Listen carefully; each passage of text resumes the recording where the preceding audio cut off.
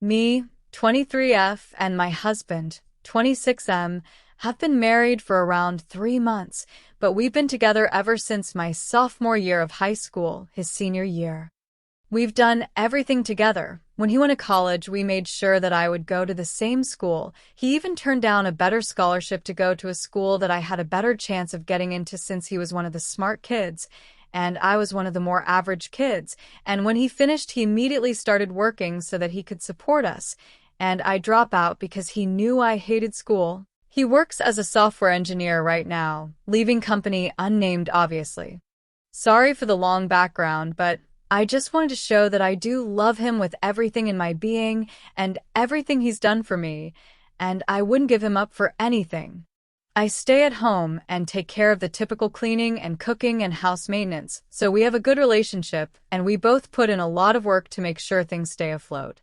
Before I get into this, I should say that my physical attraction to him wasn't the same as when we were in college. Ever since he started working, he started to work out less and doesn't come to the gym with me as often. He's not fat or anything, but it's obvious he doesn't have as much muscle, and the things he had early in college, like his six-pack, which he knows I used to love, are long gone. Maybe less working out reduced his testosterone also, because the sex isn't as frequent, and when we have it, it's not like it used to be. Starting a couple of months ago, one of his better friends that I will call David started coming over to hang out. Usually I don't like his friends in our place so frequently, but me and David instantly clicked. David and I hit it off, and my husband was so happy to see that I finally got along with his friends, but then, as usual, he ended up going back to work and spending less and less time with me, which honestly might have been one of the reasons I cheated. When we were about to get married, he promised me we wouldn't fall out of touch like in the movies and that he wouldn't abandon me for work, but that's exactly what I feel like happened.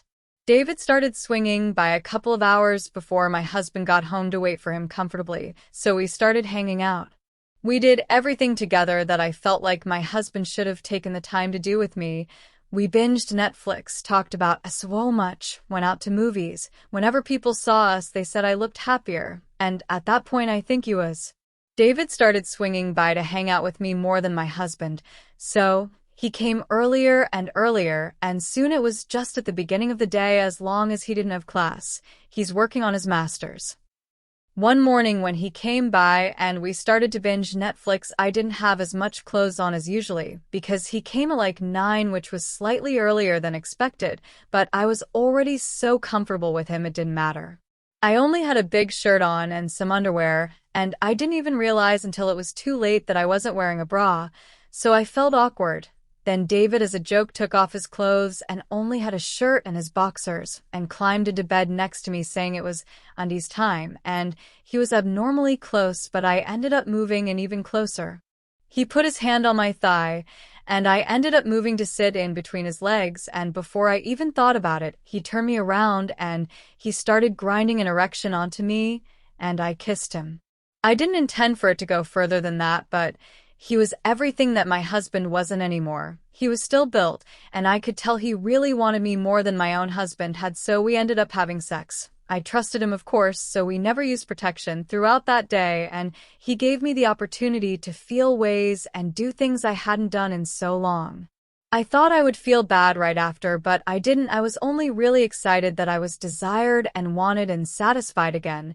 Me and David continued this relationship for months, and I ended up giving him the nickname Hubby because I really felt like he was my true husband the way he treated me. But of course he started to get possessive like men do, and this is where the huge problems began. Whenever we had sex, he wanted my wedding ring off, and I ended up losing it, and my husband immediately noticed because I made a point of never having it off. But that was only the first thing. David told me to stop kissing my husband or really treating him like he was my husband at all. And I did it, and I treated my husband like shit because he manipulated me into believing he was a shitty husband and person for leaving me so alone. I went back on birth control, and we never used protection because he didn't like it, and I never objected because I just enjoyed the feeling of being taken again. I stopped kissing my husband. I put as much distance between us in bed as possible, and I made a point to never have sex with him, no matter what. I called him fat and ugly when I got angry or was upset, and it just sent my marriage into ruins. David was still around, and I guess my husband realized how lovey-dovey I was with David because he started making accusations, and of course David got possessive again. So when my husband told him he couldn't come over anymore, he sent my husband months' worth of the pictures and videos and messages we had made and sent each other as some kind of sick payback. When my husband got home, he was infuriated and he screamed and threw things, and I had no idea what to do. And I realized that David didn't really care about me as much as my husband did if he was willing to expose me like that. He started yelling about how hard he was working as if I didn't help around the house, and he broke a lot of my personal items. He was crying in the corner and talking about how he wanted to kill himself, and I was so scared because he randomly kept lashing out again. He kept asking me questions, half yelling, half crying about how often and how long it had been going on, and I broke down and started crying too and told him everything. He looked at the videos on his phone, getting angry again because I told David I loved him and that he was better than my husband and other things that insulted him. In the videos, he saw that we were having sex in our marital bed and that we never used a condom, and he always finished inside me, and I could see something in him just break.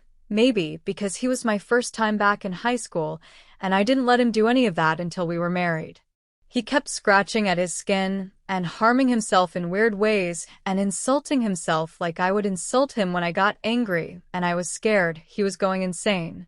Thankfully, the neighbors called the police due to the yelling, although they took his side a little more than mine, and they asked me if I had somewhere else to stay, so I don't know if they hospitalized him or not. Now I live with my mother and am working part-time again. I regret everything. Though I still haven't been able to quite distance myself from David, because I think he really started to care for me once my husband tossed me aside, and he's been here for me. David calls me wifey now, and it hurts because I really just want my husband back. We haven't gotten officially divorced, but he won't talk to me or return my messages or anything at all. If I send a third party there, he just tells them to tell me to get a lawyer because he wants to divorce me. I don't know if I'll do well in the divorce since he paid for everything, and because of David, he has a mountain of evidence on me cheating. I really just want this all to be done and over. What can I do to get him back? And if I don't, how will I do in a divorce? Update. After writing this post, I was able to get into contact with my husband's sister, and apparently, he's not doing very well mentally. Apparently, he hasn't been eating and has lost a ton of weight. She said all he does is work and sleep and maybe eat every other day. She said I also did nearly unfixable damage to his confidence because now he's afraid to go out in public because he thinks people will see him as a joke. Honestly, I don't see how his mental condition is my fault. It's his response and his choice to do what he's doing. She still wants me to sign the papers and is threatening me with the evidence that was sent to him by David. I'm going to hold off on any attempt to get him back until I can assure that he's not going to do anything drastic like on the night he found out.